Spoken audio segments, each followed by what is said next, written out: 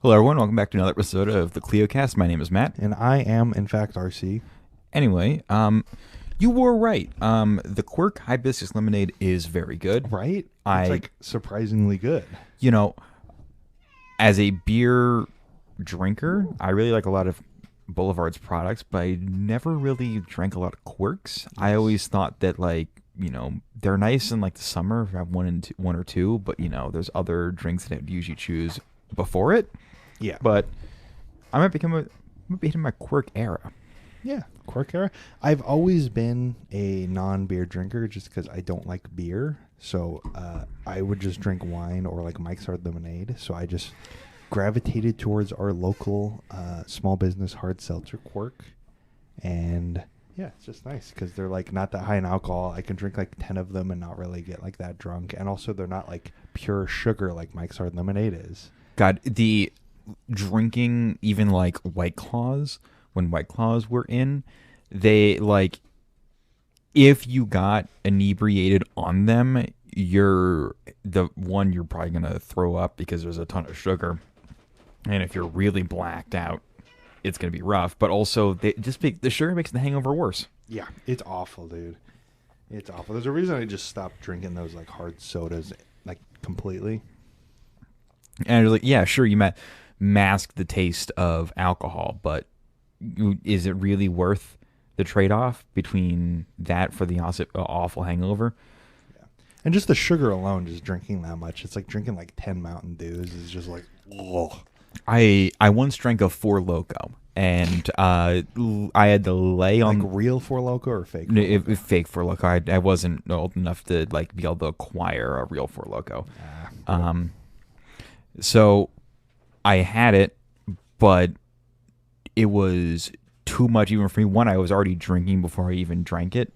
So I had some alcohol in my system. Then I had that, which just pushed me over the edge. And I just spent the entire like night awake on the floor of my bathroom, staring at the wall, regretting my decisions while dry heaving into the toilet because I've already thrown up everything within my stomach. You just have like a bad track record with like alcoholic beverages half the time. Yeah, no, I for someone who is a massive lightweight, I really should not be consuming like as much alcohol when I choose to drink. The problem is you have like an alcohol-based like Napoleon syndrome almost, Yeah. where like you feel like you have to be like a heavyweight hard drinker. Yes. But you're just not. You don't have to be. There's nothing wrong with just drinking a reasonable and healthy amount of alcohol, which is not a lot. Yeah.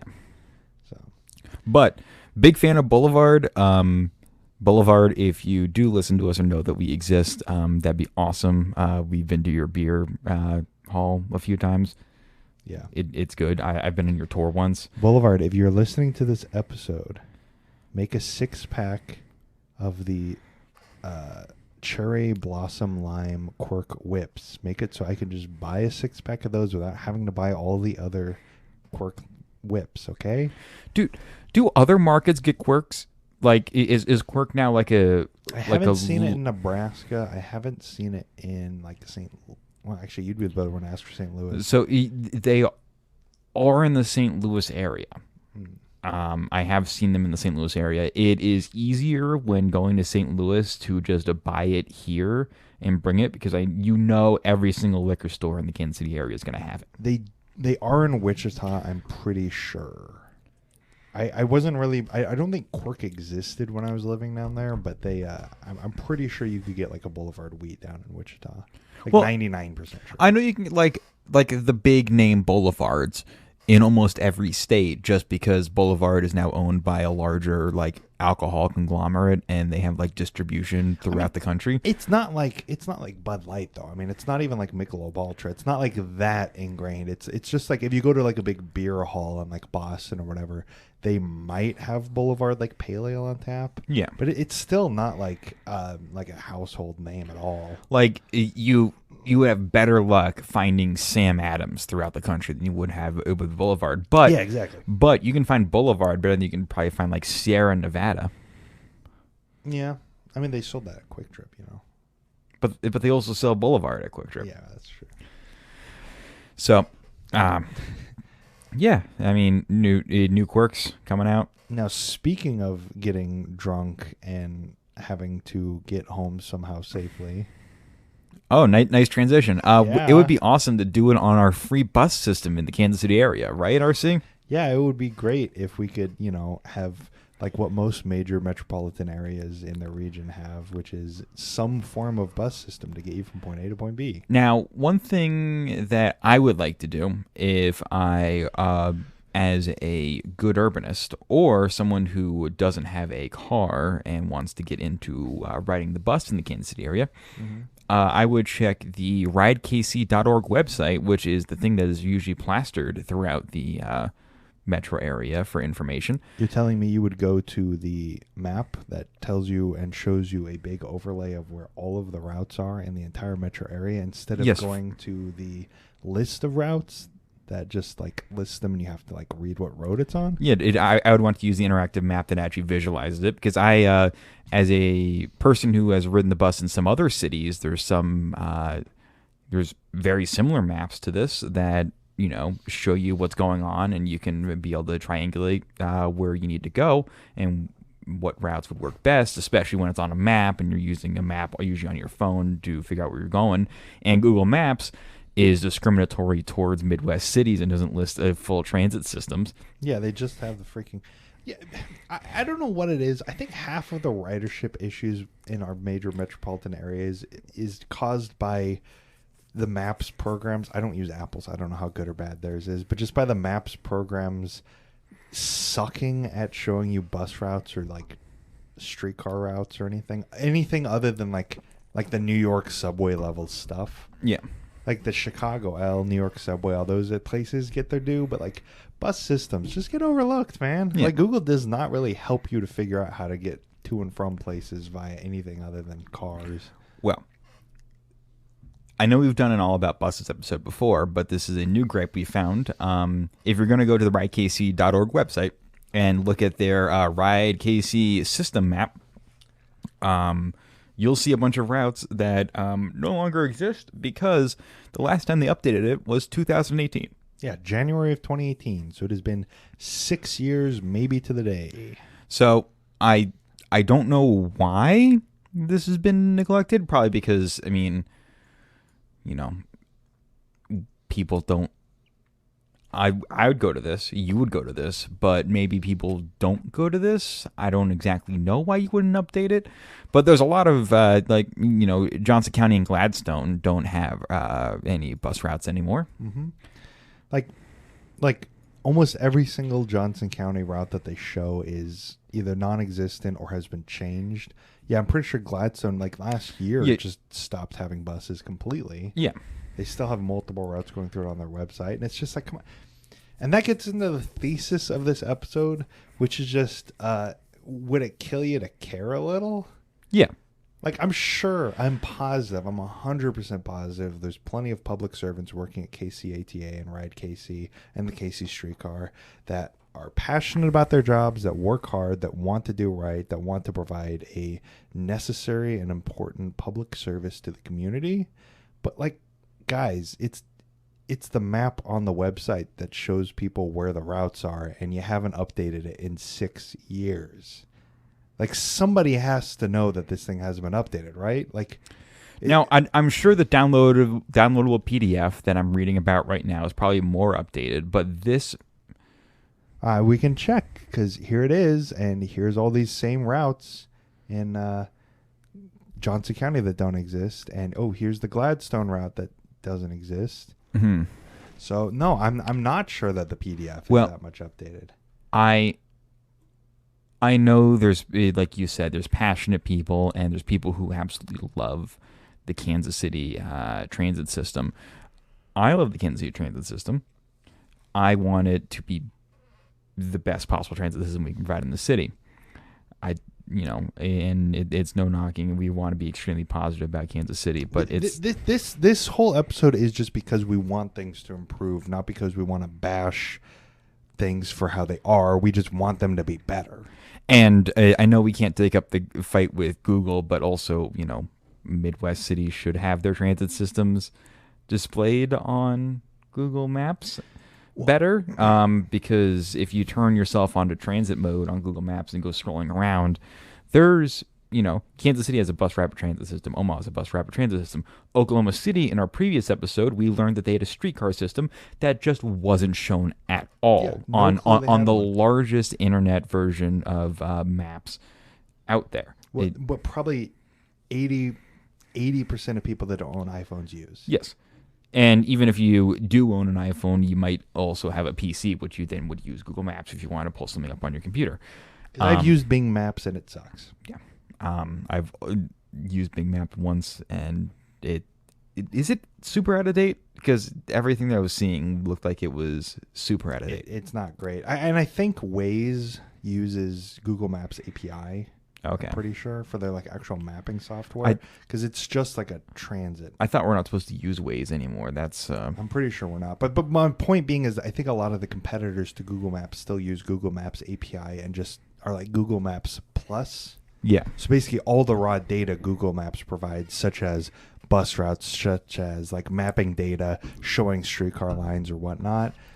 Other mapping programs are probably, other competitors are probably still feeding off of that same data. So, not a dig at any people who work at Ride KC. Please just maybe alert someone who runs this part of the website to update the map. It does say if you have any like suggestions, email us. I have emailed them, so I guess maybe we'll have a future update if they decide to update it. I did email them saying, hey, can you guys please update this? Because I would like to be able to like look and see what routes are available to maybe plan a non-car trip. Yeah, and I feel like we're very positive about the bus, but we've been having some frequent bus issues recently. Mm-hmm. I mean, Headways be damned if just it takes 40 minutes for any of the routes in our area to actually arrive.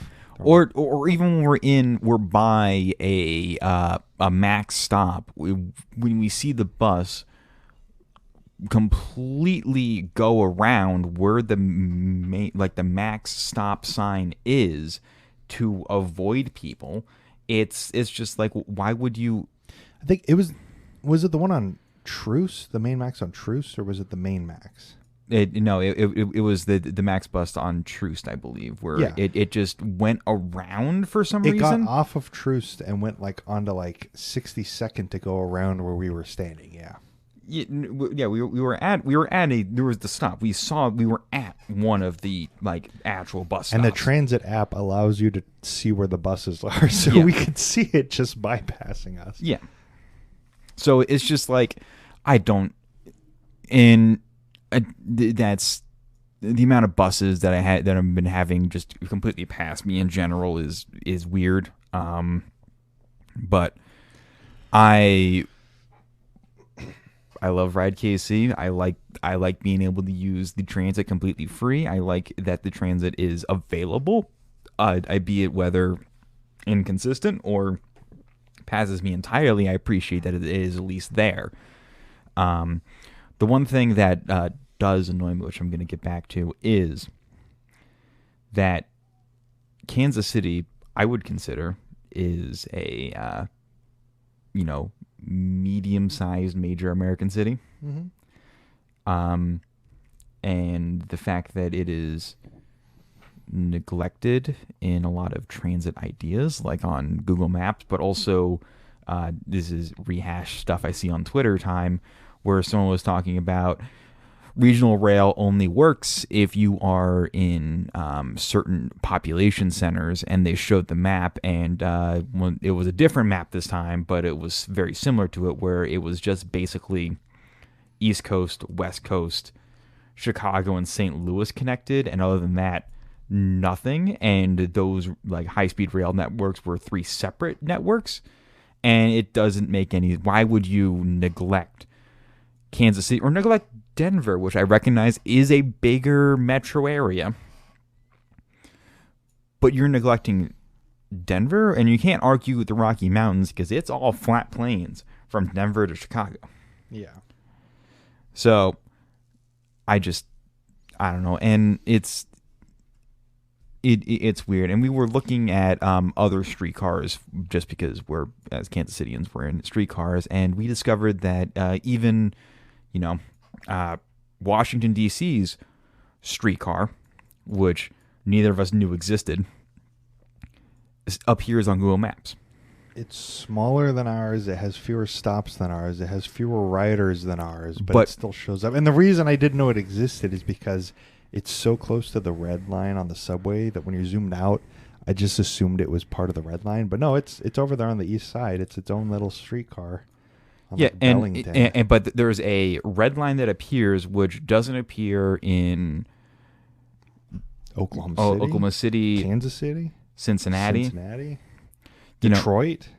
I mean, Detroit's not a small city. They got the Q line. Yeah, that's right. It's downtown circulator. And there is markers for stops. I will admit that. But when you're zoomed out far enough, they don't appear like the red line does in DC, which allows you to know that there's something there, which might inform people's transit decisions, which might help increase ridership on these systems. And that's just kind of, I think, part of the thesis we're getting into is, would it kill you to care, Google? You know, maybe part of the reason why transit's struggling in this country is because Google can't be bothered to show people that it's available in their area, which would inform their decisions when moving from point A to point B. And I'm sure it's really weird for two jaded podcasters to rant at Google as if that's not been done before. But, you know, it would be better, like, we're already approaching a climate crisis. It would be better if you showed people alternative options that doesn't include driving your car everywhere. They started to do that for, Google Flights. They started to do that for Google Flights, where if you're like looking at, let's like say Boston to New York, they'll be like, hey, there's a train that's like about the same speed and uses less emissions and is also cheaper. And even on regular like flights, if you're flying somewhere that doesn't have train access, they will tell you your CO2 emissions and like trips that will have lower CO2 emissions. But if I, arrived in Kansas City, or I arrived in Cincinnati, or I arrived even in Detroit, I wouldn't really, if I didn't do research beforehand, or not a lot of research beforehand, I wouldn't have an understanding about the transit system. And if I'm relying on Google Maps and I don't see the lines, the average American isn't really going to put that much effort into it. They're just going to go to Avis and rent a car. Yeah, exactly. When planning a thing, if I'm not seeing the big New York subway map, all the lines, to be like, oh, I could probably get from the bar I want to go to my hotel pretty easily because there's a line that goes right there. I'm just going to be like, well, it's 3 weeks out. I better get my car rental in place so I can get there, because I don't know that there's a bus that, is there every 10 minutes that goes from like north of Troost to like, south of Troost, and I don't need to rent a car. I can just take that bus, the main max. If you're not from KC, you probably don't know that system exists, so you don't even know it would be an option. Does Minneapolis' system show up? I do not know. I think it does, because it's not technically a streetcar. It's like light rail. Yes, it does show up. Okay, that is good. Hey, good on you, Google. Does Las Vegas show up? Does the Hyperloop show up? I can say that no. Well, I mean, the Hyperloop isn't a thing. It's but the monorail, I think, does. No. Yes. The monorail does. Wow, that is a pitiful monorail. Because it's smaller than ours. It probably serves more people, but it's smaller than ours, and yet it shows up on Google Maps. So if I'm going to Vegas, I can look at that and be like, oh yeah, the Vegas monorail. But, I don't need to rent the Vegas buses don't show up though. And I'm sure there's other people who would rather, take, well, okay, some people would just get a taxi, but taking the bus from insert hotel here on the Strip to insert like hotel or event down in downtown Los Angeles, because they are not downtown Las Vegas, because they're separate things. And there's the Fremont Street experience, which is different. I haven't been, but I've seen. I have, which I would point out. I was planning, my fiance was going to be in Vegas for like 6 hours like a few months ago, right? Yeah. And I was planning this, and it's like, okay, it doesn't make sense to rent a car. But I'm looking at Google, and it's like, it's Vegas, right? I don't know if there's buses. I don't know if there's anything. And Google is just completely non-helpful, because I'm looking at the map, and it's like, okay, I know there's a monorail, but she needs to get from Harry Reid to the Strip so she can go, walk around, maybe gamble for 20 minutes.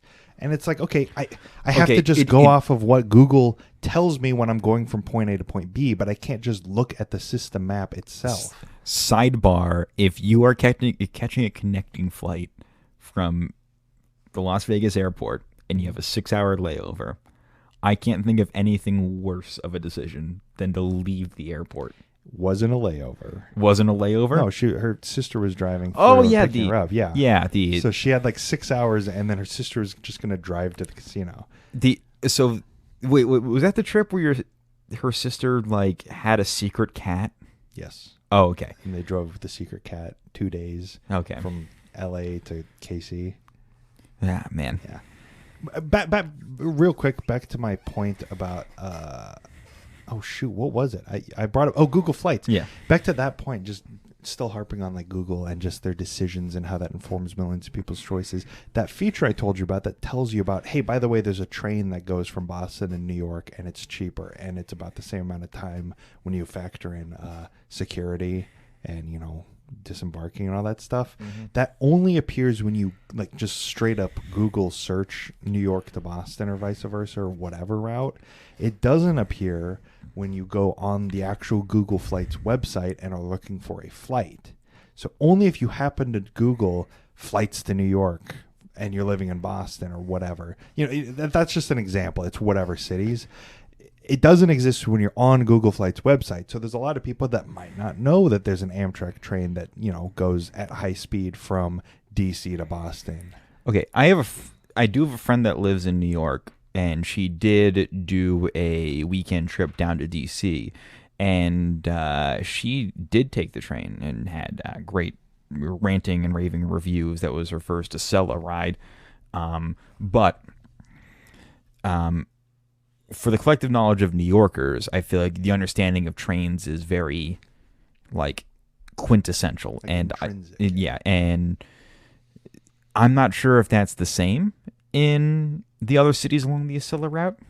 Is it? I don't know. If you do know, or if you live in DC, Philadelphia, God forbid Connecticut, please don't message me, or Boston, you know, let us know if, you know, you think of trains first, like if someone who lives in New York City would probably think of.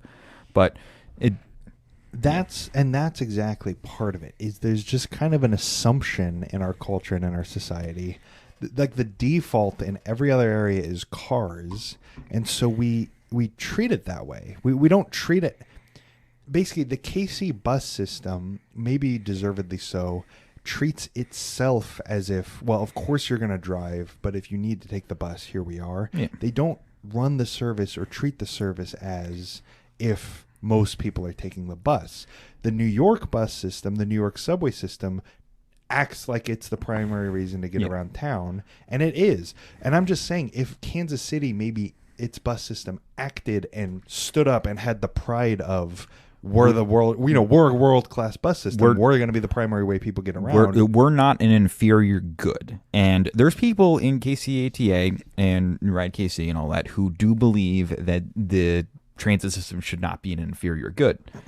We are here for you. We support you entirely. I just want to get out there to other people from Kansas City that might be a bit wary of it, that it's okay to ride the bus. Yeah. I mean, again, I've been to Chicago a couple of times. The bus system there, it works. It's on time. It's got like a 10-minute headway. You go, everybody takes the bus. I see elderly people taking the bus because they don't want to drive because, you know, it's unsafe. And it's just another means of getting from point A to point B. It's not the, I've seen people in Johnson County call it this. It's not the like homeless ferries, you know, it's just homeless people sit on it all day or whatever to get heat or whatever. And that's just how it's seen here. Have you seen someone call it that? I've heard someone call it that before. Really? Yeah, it's just like a homeless shuttle, you know?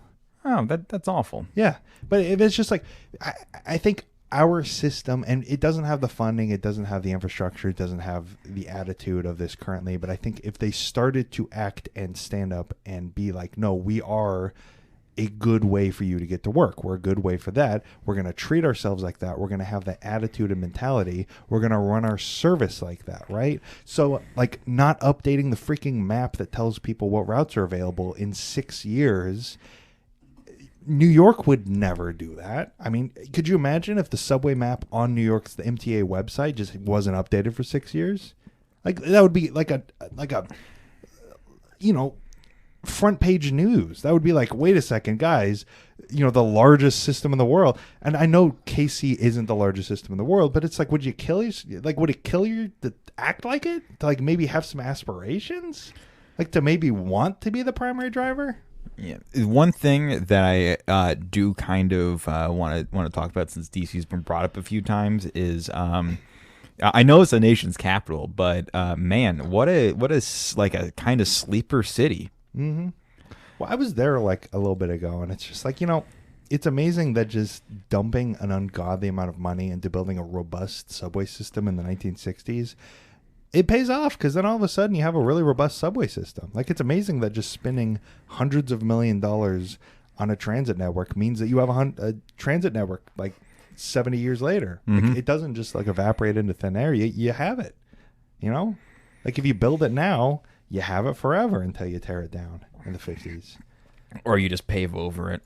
And that's the same goes for Atlanta. And I know these were all Great Society era metro systems, but it's just like, look, it's not going to get any cheaper, guys. Like, they built these in the 1960s, and guess what? They have them in 2024.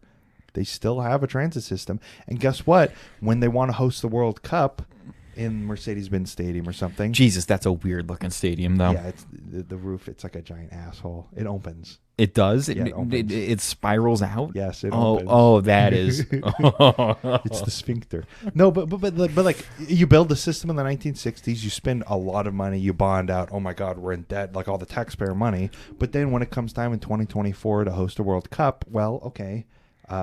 We need a street, we need a new route to go from here to here. Okay, well, that's an expansion of the existing network. We're not suddenly starting from scratch and scrambling to build a way for tourists from Europe to get from the airport to, Arrowhead Stadium. It's just, hey, we can just build a new line in our existing network. But also, if we're wrong, please let us know, because we'll accept emails. We tell you our email all the time. Yeah. Again, any criticism, whatever, we're open to it. We're not like gonna ban you from the podcast. And this is coming from a point of love, because I am a lover of the KC transit system, also a lover of Google Maps. I spend a lot of time on Google Maps. It frustrates me to no end when the KC bus system tweets out stuff like, "Hey, if you don't want to drive, maybe think about taking the bus." And it's like that. I would love to do that, bus system Twitter account operator, but it's just like, you guys don't run it like you want people to take instead of driving, Like we set the headways, we set the routes so that it's almost impossible to commute to work on it. It's basically, it's only seen and treated as a system of last resort, It's not treated as a viable second option. It's just oh God, I have to take the bus. I have taken the bus to the west side, though, on Summit, and that is an underrated neighborhood. Mm-hmm. I will say. Once again, taking Kansas City recommendations. It's a great place. There's a weird French coffee house that has like grapes. We have a road named after Cesar Chavez. Yeah. Huh. That's right by Southwest Boulevard. I know. I just don't drive through that neighborhood very often. There's some. I've been wanting to go to Clay and Fire. I walked by it once, and it has a really, really cool neon sign. So I want to go to Clay and Fire. If you've been there, please let me know. Tacos El Gallo, I like that place. That's good. Wait a second. I do drive through this neighborhood a lot. I don't associate where I am on the road with this, looking at this on the map. Yes. But yeah, no, actually, I do go through here a lot. It's just one of those things where you're just driving through an area and you're just like, oh, yeah, I'm driving in this area. And then you look at it on a map from like a bird's eye and it's just like, wow, I've never been there before. And like, oh, wait, no. No, I have been there before. No, I went through, speaking of just naming Kansas City places, I drove through downtown KCK a couple days ago. I've been meaning to, I've done one stop on the Taco Trail, but I want to eventually, maybe this summer, do like the Taco Trail entirely. Granted, also when I did one stop on the Taco Trail in KCK, it was like the hottest day ever, and it was honestly like it was painful parking because they also don't really have a great transit connection from where I live to get to KCK. And Yeah. walking like not even like 100 feet and feeling like I'm going to die. Yeah. Sounds about right for this summer. Yeah. It was pretty bad. They have a Merck co-op there. Yeah.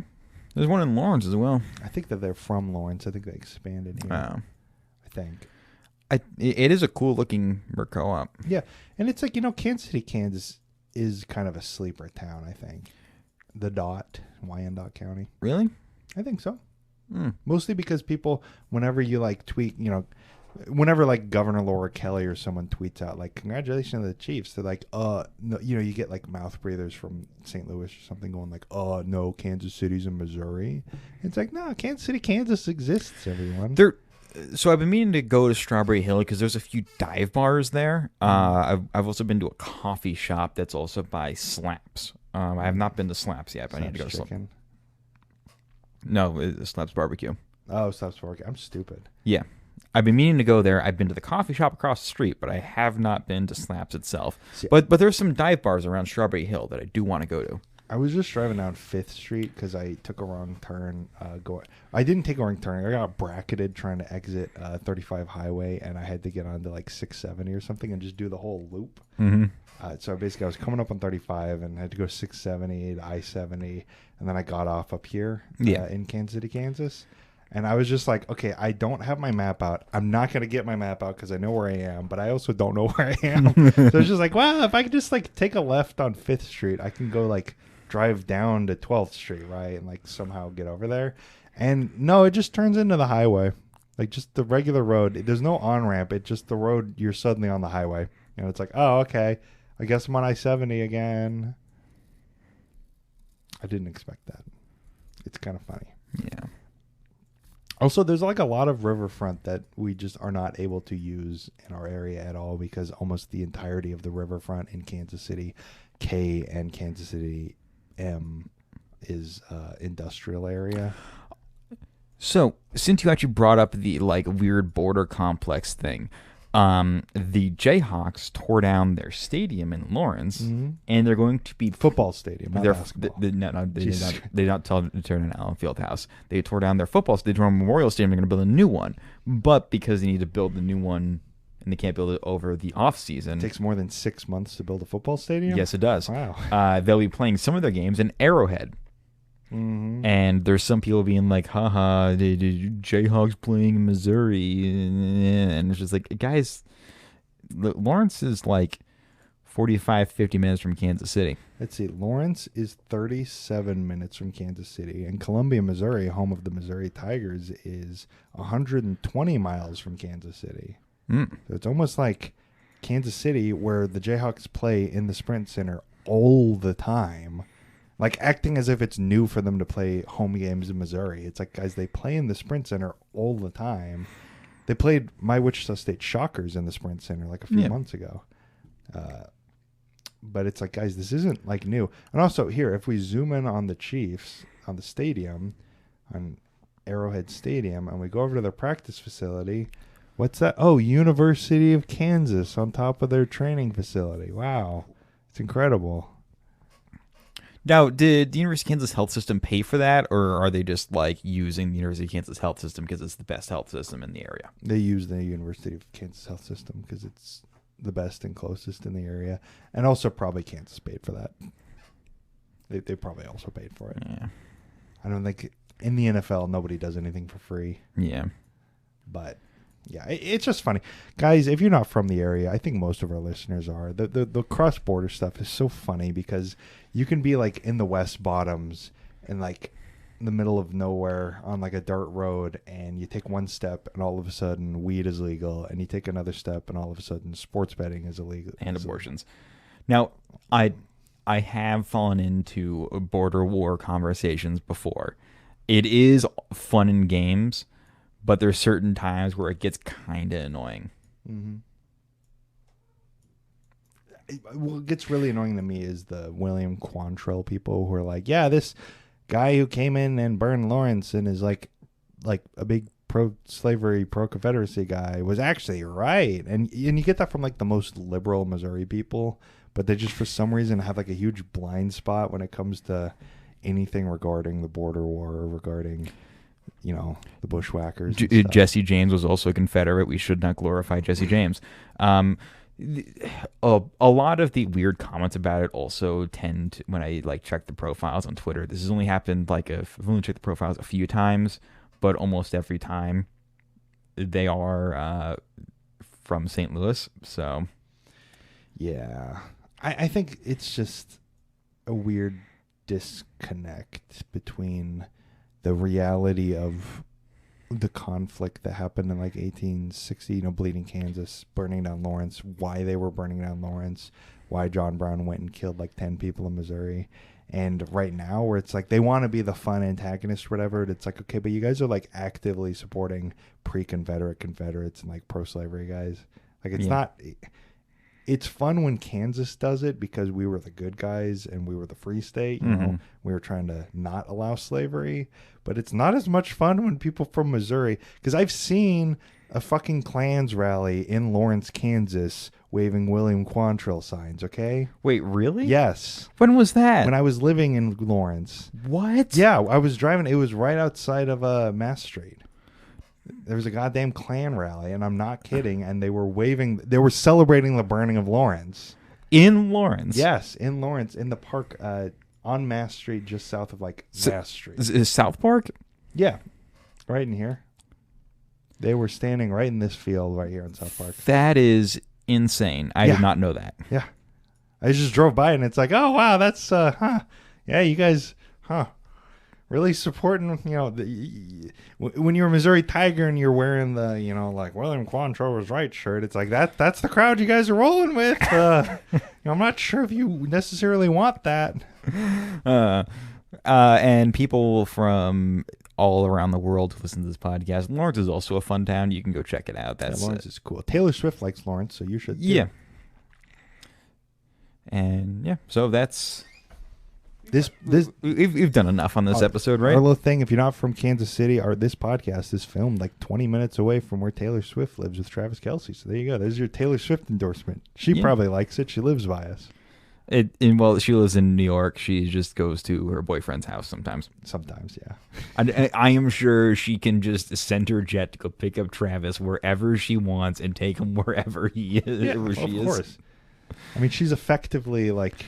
vice president at this point. She's about to take her private jet in a red-eye flight and sleep in a bed from her show in Tokyo to get to the Super Bowl in Las Vegas. If I was a multi-billionaire and the most famous person on the planet, my private jet would be a 747. I know it's like climate change and all that stuff, but it's like, guys, owning a 747 and just like having it be that would be cool as hell, dude. Like your own Air Force One? Yeah, that'd be cool as shit, man. Have a double-decker plane and not an Airbus, because screw Airbus. Except the Boeing keeps blowing doors off. Not the Maiden of the Skies. Not the 747. That was built when they actually had engineers working at Boeing. Yeah. Anyways. All right. So this has been another episode of the CleoCast. My name is Matt. And I am still RC. And you can follow us at Clio History follow us on Twitter at Clio History. You want to try that again? You can follow us at Clio History. You can email us at ClioHistoryPodcast@gmail.com. We are available wherever you get podcasts. Likes and reviews are very appreciated. They are mandatory. We will come to your house with a gun. Not actually. Please don't assume that's a threat. Yeah, and if we made anything... You got to just commit to the bit. Yeah, we will kill your family. Yes. If you have any complaints or technical things, I think a few weeks ago we had someone tell us that we need to speak into microphones. We will do that unless you're completely wrong and we think you're wrong, so we'll just ignore you. Anyway, yeah, so this has been a good episode. Bye. Bye.